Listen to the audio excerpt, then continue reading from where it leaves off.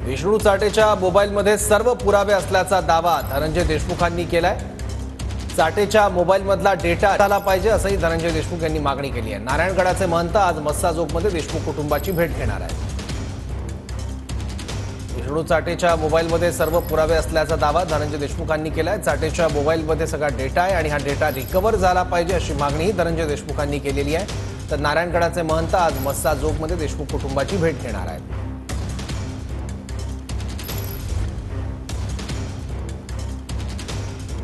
झाला पाहिजे असंही धनंजय देशमुख यांनी मागणी केली आहे। नारायणगडाचे महंत आज मस्साजोगमध्ये देशमुख कुटुंबाची भेट घेणार आहेत।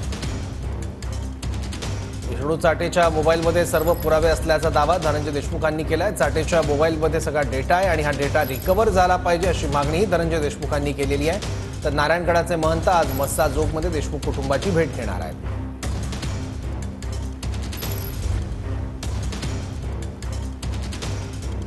विष्णू चाटे हा आरोपी आहे संतोष देशमुख हत्या प्रकरणातला आणि खंडणी प्रकरणातला। त्याच्यावर मुक्का सुद्धा लावण्यात आलाय।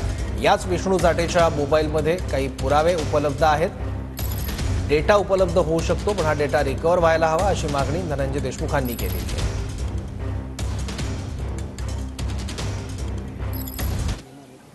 नारायणगडाचे महंत शिवाजी महाराज आज मस्साजोग येथे भेट देणार आहेत। धनंजय देशमुख यांची ते भेट घेणार आहेत। आपल्यासोबत स्वतः धनंजय देशमुख आहेत। आज नारायणगडाचे महंत आपल्याला भेट देणार आहेत। काय परवा दिवशी आपण नारायणगडावर गेलो होतो, तिथं समाधींचं दर्शन घेतलं होतं आणि फोन कॉलवर बोलणं झालं होतं शिवाजी महाराजांसोबत। आदरणीय शिवाजी महाराज आज त्यांचा निरोप आलेला आहे की कुटुंबियांना भेटण्यासाठी मी येत आहे। त्यांनी फोनवर जसं बोलले होते माझ्याशी की मी 1-2 दिवसात येणार आहे, तर ते त्याप्रमाणे येत आहेत कुटुंबियाची भेट घेण्यासाठी। आज अंजली दमानिया सुद्धा पत्रकार परिषद घेणार आहेत। धनंजय मुंडे यांच्या राजीनाम्याबाबत जे काही खुलासे असतील किंवा पुरावे असतील, त्यांनी राजीनामा द्यावा असा त्यांचा आग्रह आपल्याला दिसून येतोय। याच्यावर आपलं म्हणजे आपण याकडे कसं पाहता? कारण स्वर्गीय संतोष देशमुख यांच्या हत्या प्रकरणामध्ये जे तपास यंत्रणेवर याच्यामुळे दबाव येतोय का? हे मंत्रिपदावर कायम राहील तर दबाव येत आहे का? असं काय म्हणजे काय नेमकं काय तुम्हाला याबद्दल सांगायचं आहे? अंजलीताई यांना याच्यातले खूप जास्त अनुभव आहेत आणि त्यांच्याकडं पुराव्याशिवाय ते कुठलीच गोष्ट बोलत नाहीत।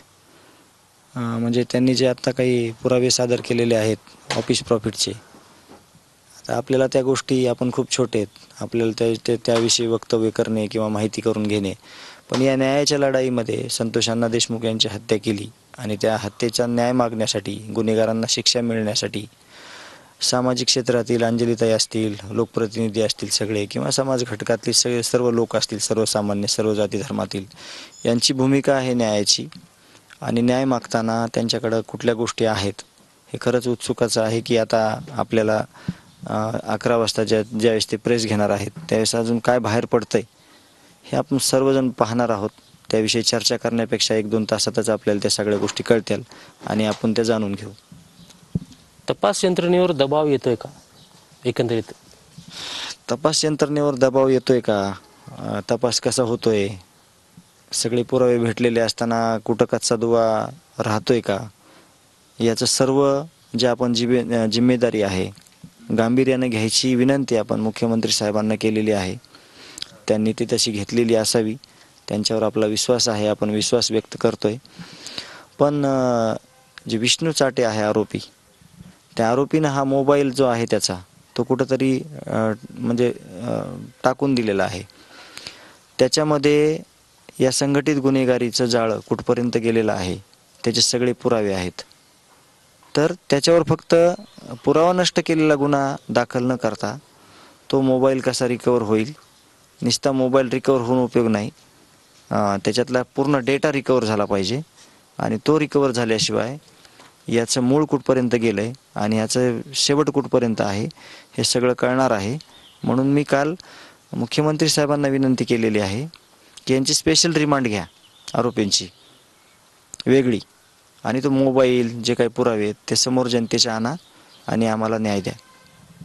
शेवटचा प्रश्न, मुख्यमंत्री जिल्हा दौऱ्यावर आहेत 2 दिवसानंतर, काय भेट घेणार काय? नाही, त्यांच्याकडे आम्ही ज्यावेळेस भेट घ्यायची होती, आमच्याकडून काही त्यांना म्हणजे आमच्याकडचे काही पेपर असतील किंवा आमच्या काही वेदना असतील त्या मांडण्यासाठी आम्ही मुंबईला गेलो होतो त्यांच्याकडे.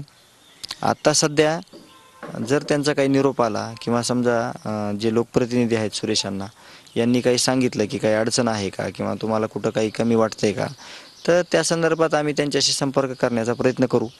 पण सगळं व्यवस्थित चालू आहे. आत्ता जे ह्याच्या अगोदरच्या प्रश्नात जी बोललेली गोष्ट आहे तीच तुम्ही त्यांच्यापर्यंत पोहोचवा, मुख्यमंत्री साहेबांपर्यंत, ही माझी विनंती आहे. कॅमेरामॅन आप्पासाहेब मोहरकरसह मी यशपाल भोसले, चाजोग, बीड.